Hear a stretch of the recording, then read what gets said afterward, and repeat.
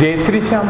आज हम डिस्कस करने जा रहे हैं बीएससी फाइनल के लेक्चर नंबर 25 के बारे में, बीएससी बीएड थर्ड ईयर के लेक्चर नंबर 7 के बारे में। और आज हम फाइंड करेंगे हाइड्रोजन परमाणु की मूल स्तर की ऊर्जा, ground state energy of hydrogen atom. ये जो ground state energy of hydrogen atom की है वो फाइंड करेंगे हम हाइजेनबर्ग के अनिश्चितता सिद्धांत का उपयोग करके। हाइजेनबर्ग के अनिश्चितता सिद्धांत का हम उपयोग करके क्या इसकी वैल्यू को फाइंड करेंगे, ground state energy of hydrogen atom की। और उससे पहले वाले लेक्चर के अंदर हमने फाइंड किया था नाभिक के अंदर इलेक्ट्रॉनों की अनुपस्थिति। नाभिक में क्या भी इलेक्ट्रॉन उपस्थित नहीं होते हैं, और ये हमने सेटिस्फाई किया था भी हाइजेनबर्ग के अनिश्चितता सिद्धांत के अकॉर्डिंग। तो अब हम फाइंड करेंगे ground state energy of hydrogen atom. इसके लिए हम देखते हैं क्या करते हैं। मान लीजिए भी नाभिक को केंद्र मानकर आर त्रिज्या का एक गोला खींचते हैं, या भी ये मान लो क्या भी हाइड्रोजन परमाणु है, ठीक है। एक क्या भी गोला खींचते हैं। अब क्या भी इसके अंदर इलेक्ट्रॉन उपस्थित है, तो ये मानते हैं भी इलेक्ट्रॉन की स्थिति में अनिश्चितता, इलेक्ट्रॉन की स्थिति में अनिश्चितता वो क्या हो जाएगी भी डेल एक्स से डिनोट करते हैं स्थिति में अनिश्चितता। इस परमाणु के अंदर इलेक्ट्रॉन उपस्थित है तो वो क्या होगी भी आर के बराबर होगी भी, इधर उधर क्या भी आर दूरी के अंदर क्या भी गमन कर सकता है। देखो कुछ इसका जो इलेक्ट्रॉन का क्या होगा भी इसके अंदर उपस्थित है, तो इलेक्ट्रॉन का भी कुछ आकार होगा, और उस आकार के कारण भी इसके अंदर कुछ आकार होगा, तो वो आर दूरी तक क्या है भी इधर उधर मूव कर सकता है, ठीक है। स्मॉल आर मानना है। अब देखिएगा हाइजेनबर्ग के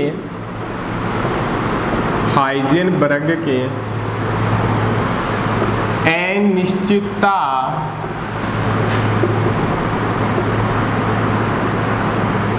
सिद्धांत से, हाइजेनबर्ग के अनिश्चितता सिद्धांत से क्या होगा भी, क्या होता है हाइजेनबर्ग का अनिश्चितता सिद्धांत, डेल एक्स डेल पी एक्स होता है, ठीक है, greater than H cut by 2।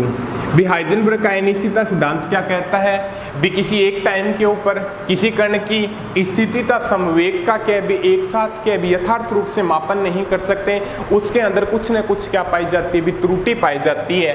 तो इन दोनों का मल्टीप्लिकेशन या तो एच कट बाई 2 के बराबर होगा या क्या होगा भी उससे ज़्यादा होगा। ये पीछे वाले लेक्चरों के अंदर हम अच्छे से डिस्कस कर चुके हैं।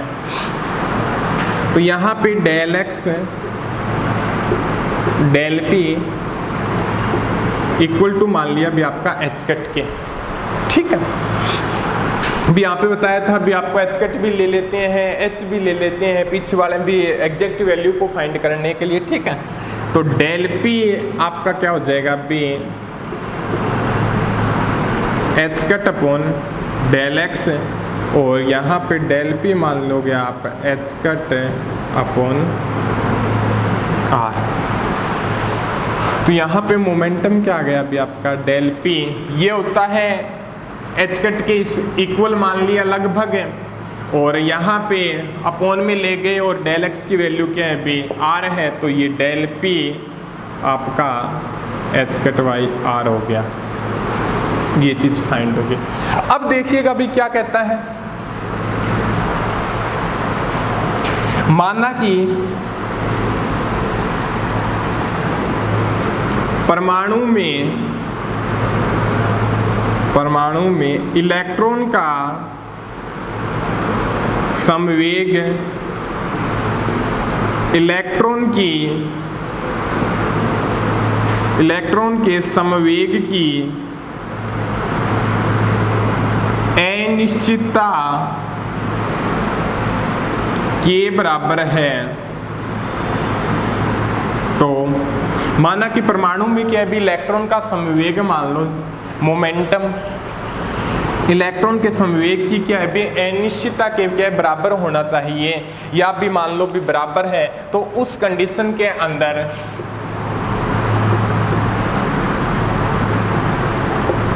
इलेक्ट्रॉन का संवेग क्या हो जाएगा, इलेक्ट्रॉन का संवेग क्या भी उस कंडीशन के अंदर क्या हो जाएगा, वो क्या हो जाएगा भी आपका, देखिएगा P इक्वल टू, एक मिनट रुकिएगा,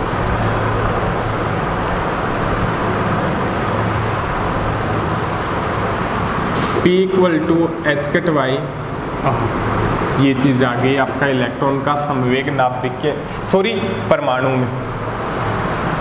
अब देखिएगा काइनेटिक एनर्जी को फाइंड करेंगे, ठीक है, हमें मूल स्तर की ऊर्जा को फाइंड करना है, तो गतिज ऊर्जा को फाइंड करेंगे, फिर स्थितिज ऊर्जा को फाइंड करेंगे।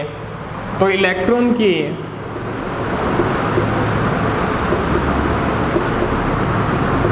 गतिज ऊर्जा क्या हो जाएगी,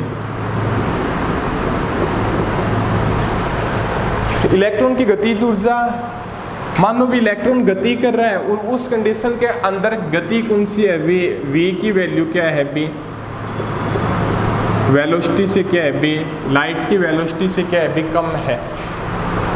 तो उस कंडीशन के अंदर क्या होता है भी मास फैक्टर क्या होता है भी m इक्वल टू m0 के बराबर होता है। बी अपने पढ़ा है जब क्या है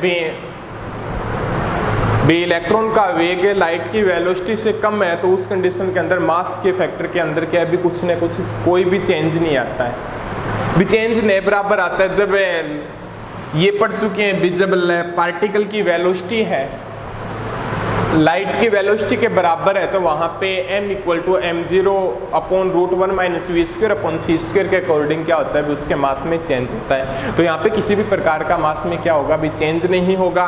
तो एक हम रिलेशन फाइंड कर चुके हैं, p इक्वल टू क्या होता है भी 2k m0 और k यहाँ पे क्या है भी काइनेटिक एनर्जी है, m0 क्या है भी पार्टिकल का रेस्ट मास है और p क्या है भी मोमेंटम है।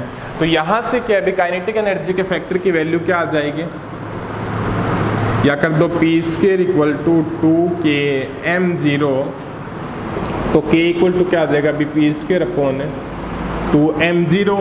और इस कंडीशन के अंदर क्या है भी पार्टिकल का मास क्या होता है भी चेंज नहीं होता है।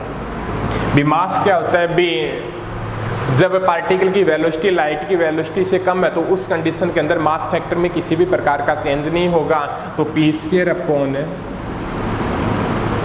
2m आ जाएगा, या इसको t से भी डिनोट कर दो।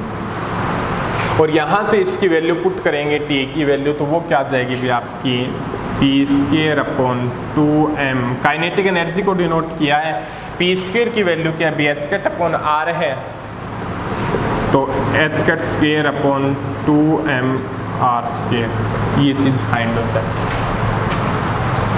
अब देखिएगा आगे,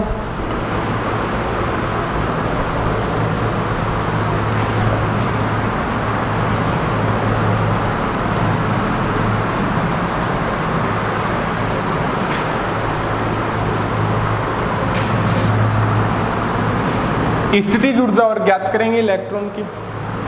हाइड्रोजन परमाणु में इलेक्ट्रॉन प्रोटॉन की अन्योन्य क्रिया के कारण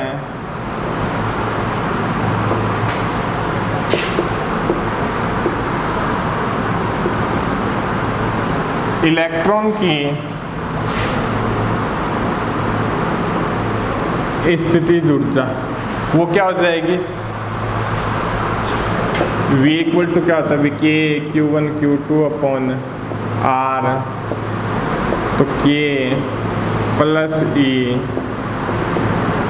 माइनस e b, इलेक्ट्रॉन का चार्ज मान लो क्या है b प्लस e है, सॉरी माइनस e है, प्रोटॉन का चार्ज मान लो क्या है b माइनस e और प्लस e, तो v इक्वल टू क्या हो जाएगा माइनस है k e square upon r। ठीक है, ये चीज़ आ गई आपके सामने। ठीक है, अब उसके बाद में देखते हैं भी minus K E square upon are आ गई। ये पोटेंशियल एनर्जी का फैक्टर आ गया। काइनेटिक एनर्जी का आपके पास फैक्टर क्या प्राप्त हुआ है भी आपका टी इक्वल टू क्या है बे H cut square upon 2m R की स्क्वायर। अब देखिएगा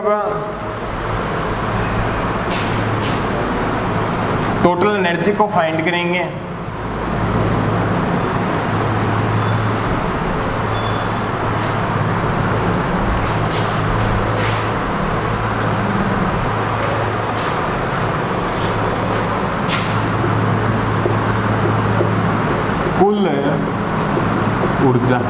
कुल ऊर्जा क्या हो जाएगी भी आपकी किसकी, इलेक्ट्रॉन की, equal to T plus V. यहाँ पे क्या है पोटेंशियल एनर्जी है, तो ई क्या हो जाएगा भी आपका H cut square upon 2m R square minus K E square upon are. ये हो गई भी आपकी इलेक्ट्रॉन की कुल ऊर्जा। अब क्या है भी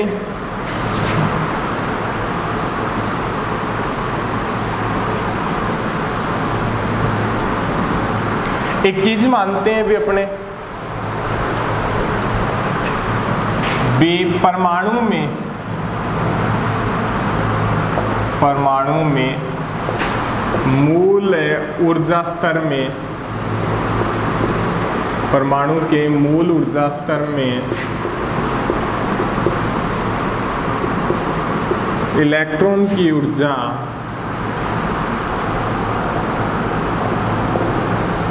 न्यूनतम होती है, जिसके कारण dE अपॉन dr का मान शून्य होना चाहिए। भी ये बताता भी कंडीशन परमाणु के जो मूल ऊर्जा स्तर के अंदर क्या है इलेक्ट्रॉन की ऊर्जा क्या है न्यूनतम होती है, जिसके कारण dE अपॉन dr का मान क्या होना चाहिए भी शून्य के बराबर होना चाहिए। तो उस कंडीशन के अंदर क्या हो जाएगा भी आपका dE upon dr d upon dr H cut square upon 2m R square minus K E square upon are. ये किसके इक्वल होना चाहिए भी आपका 0 के इक्वल होना चाहिए। तो अब देखते हैं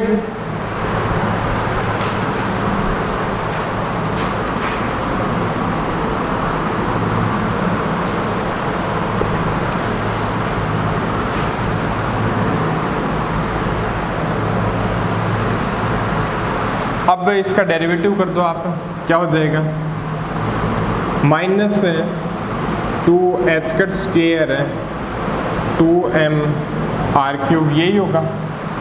और इसका क्या हो जाएगा भाई प्लस आ जाएगा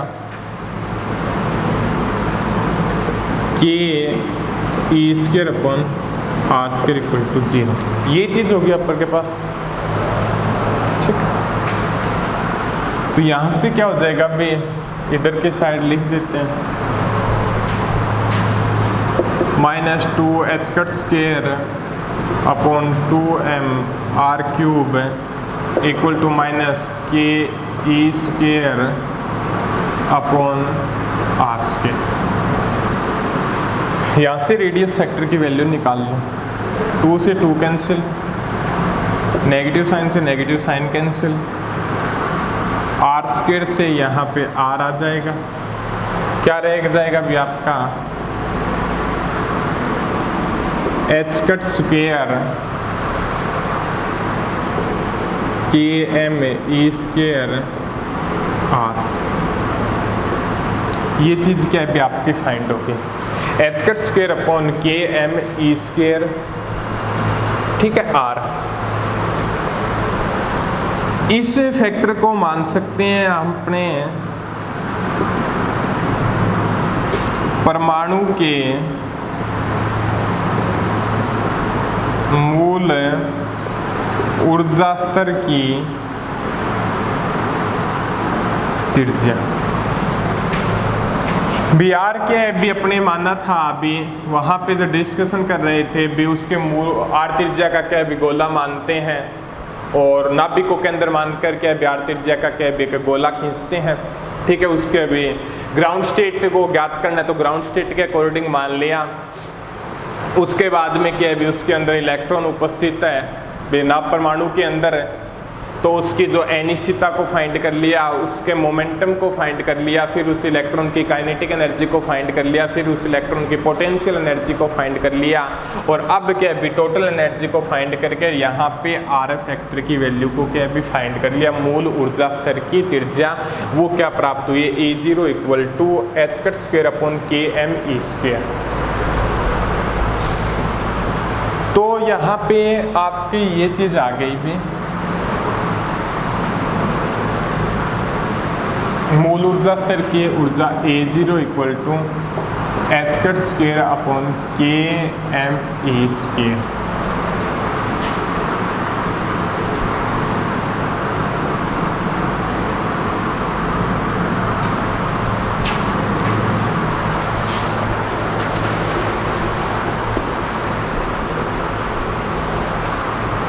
अब क्या भी यहाँ पे वैल्यू पुट कर दो, h² की वैल्यू क्या हो जाएगी 1.054 10⁻⁻34 जूल सेकंड स्क्वायर है तो स्क्वायर लगा दो। ये चीज़ क्या है भी आपकी होती है, h² की वैल्यू होती है h/h/2π होता है। h की वैल्यू क्या होती है 6.63 × 10⁻⁻34 जूल सेकंड। k यहाँ पे क्या है भी कांस्टेंट है या भी बल नियंत्रक बोलते हैं, जिसको इसकी वैल्यू क्या आती है 9 × 10⁹ न्यूटन मीटर स्क्वायर प्रति कूलम स्क्वायर। ये चीज क्या है अभी हम निकाल सकते हैं।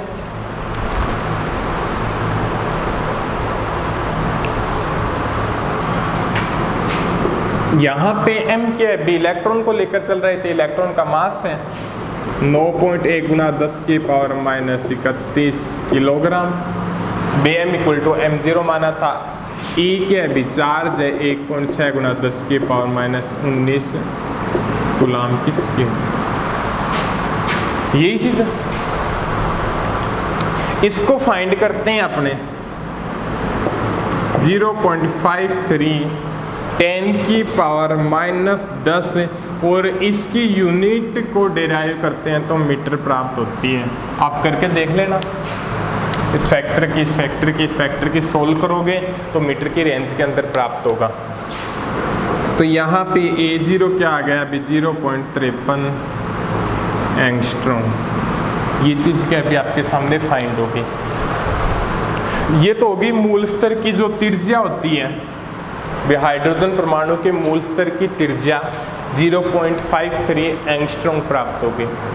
अब डिस्कस करते हैं हम हाइड्रोजन परमाणु के मूल स्तर की ऊर्जा।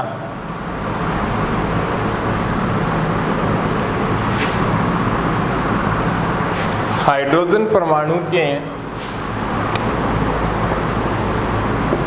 मूल स्तर की ऊर्जा, इसके बारे में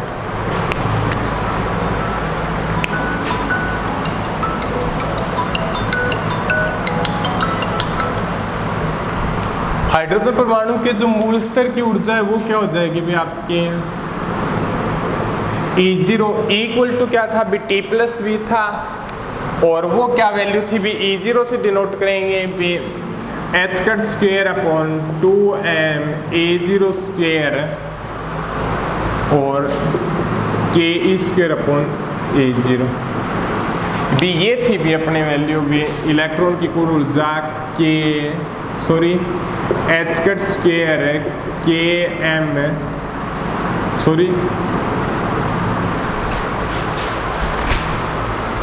भी ये थी भी इक्वल टू क्या था भी आपका h² 2m r² और ke² upon r, kinetic energy plus potential energy का फैक्टर था।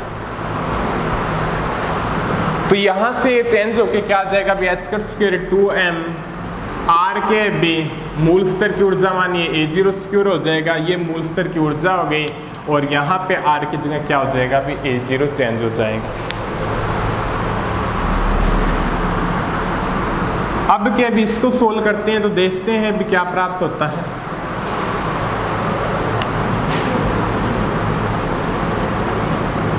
a0 की वैल्यू क्या प्राप्त हुई थी आपके पास, h² अपॉन kme²। ये चीज क्या अभी हमने फाइंड की थी, तो यहाँ पे क्या हो जाएगा अभी h² 2m h² 4 k² m² e4 ke² h² kme², ये चीज़ क्या भी फाइंड हुई थी। तो यहाँ से इसको सोल्व करते हैं तो क्या प्राप्त हो जाएगा, अभी आपका m से m मास कैंसिल हो गया, ठीक है,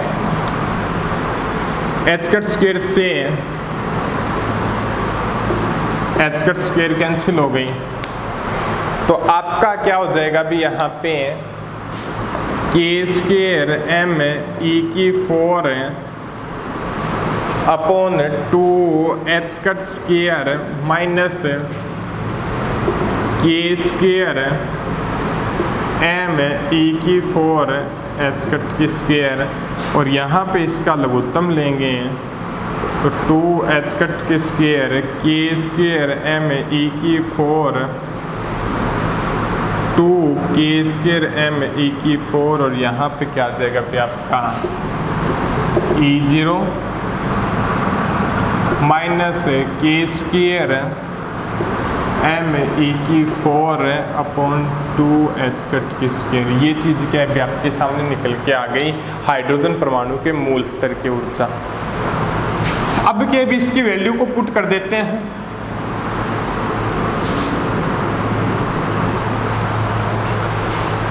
वैल्यू को पुट करने के बाद क्या भी हमारे पास क्या प्राप्त होगा देखते हैं। e0 माइनस k कांस्टेंट है 9 गुणा 10⁹ न्यूटन मीटर स्क्वायर प्रति कूलम स्क्वायर g², m मास है 9.1 गुणा 10⁻³ किलोग्राम, E क्या चार्ज है 1.6 गुणा 10⁻⁹ कूलम/4, यही चीज़ है, ठीक है, ये फैक्टर क्या है ये, और 2 गुणा h² की वैल्यू क्या है अभी 1.054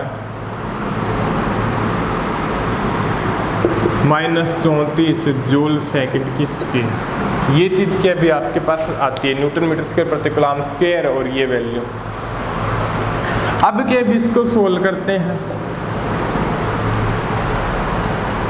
यहाँ से इसको सारे का सॉल्यूशन करते हैं तो हमारे पास प्राप्त होता है अभी -21.74 10⁻⁻19 जूल, ठीक है।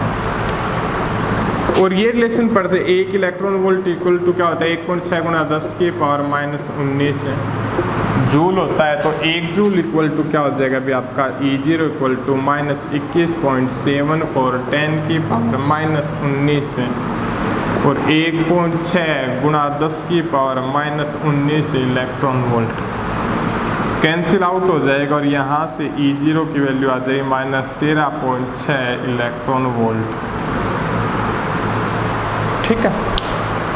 और ये क्या होता है बी हाइड्रोजन परमाणु के मूल स्तर की ऊर्जा होती है, -13.6 इलेक्ट्रॉन वोल्ट। और ये ही कंडीशन क्या है भी बोर मॉडल के अकॉर्डिंग भी निकाल लेते हैं, बोहर मॉडल के अकॉर्डिंग के अनुसार मूल स्तर की ऊर्जा। ठीक है, तो आज हमने सेटिस्फाई किया था भी हाइड्रोजन परमाणु के मूल स्तर की ऊर्जा के बारे में। ठीक है, और इससे आगे बढ़ते हैं हम भी अगले लेक्चर के अंदर।